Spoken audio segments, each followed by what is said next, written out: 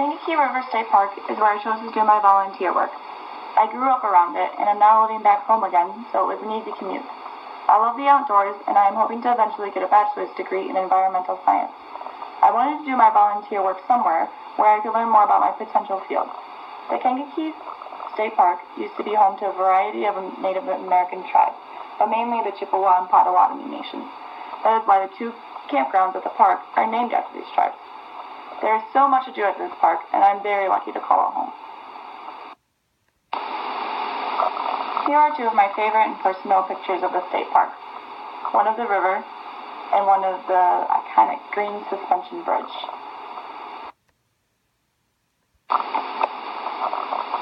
When I decided to complete my volunteer work here, I looked up who to contact. But I did already have a faint idea of who that probably was, since I grew up with her daughter, and we would sometimes take field trips to the state park, and she would be our guide. I did look up what my possibilities of work were going to be, and it included tending to the bluebird homes, trail maintenance, river watch duties, maintaining prairie beds, among a lot of other things. I was pretty excited for these things, because everything sounded like a great idea and a great way to enjoy the summer. So I got in touch with Kathy after it had been a pretty rainy week. She said she already had something in mind for me. I realized that I probably wouldn't be doing any of those things I saw online, so I asked her when it was. She told me she needed me to organize the educational trunks that they lend out to the schools. I thought, okay, I can do this. At first I didn't think that it would take me too long, but once I got into the visitor center, I realized I had a lot of work ahead of me and a lot of organizing to do. She handed me 10 content checklists for all the trunks. I had to check off what was inside and find what wasn't inside. And in order to find what was not inside, I had to scramble through the visitor center and try to find everything that I could, or check in the other trunks and see if some of the items got misplaced into those. The trunks included the Illinois fossils, Illinois tree trunk, Illinois prairies, aquatic Illinois, Illinois state symbols, Illinois birds, people and animals from Illinois past, Illinois invasive species, Illinois insects and spiders, and Illinois wild mammals.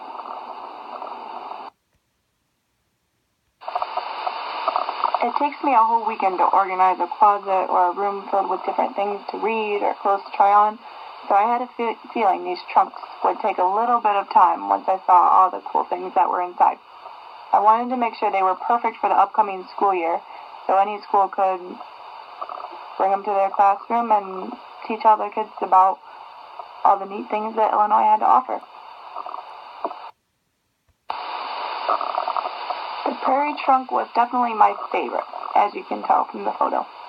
When I was in Colorado last summer, I pressed a bunch of wildflowers to take home. This trunk had its own nature press in it, and there were examples of pressed native Illinois grasses and flowers. It really made me appreciate what we have here in our own state. Here are some examples of an Illinois prairie, and then also of the flowers that you can find inside of them. I took the state song out of one of the binders and took a picture of it. I think it was in the Illinois state symbols trunk. If you can't read it on here, you will have to look it up and sing it loud and proud. In order to keep things organized, I made up a document that Kathy could hand out with the trunks when she lends them out to different classrooms. Hopefully the teachers will realize that it's up to them to keep them functional, since there isn't enough help at the park any longer. I also did a little more organization at the visitor center than I needed to, but it felt really good to give the place a little bit of a spruce up. As I've been saying throughout this presentation, I've learned a lot about Illinois, and I've also learned a lot about how the state parks function. I definitely walked away from this project knowing a lot more than when I walked in.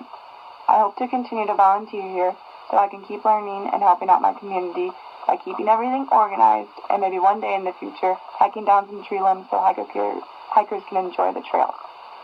Once I decide to further my education and apply to an environmental science program, this project will be a great addition to my cover letter.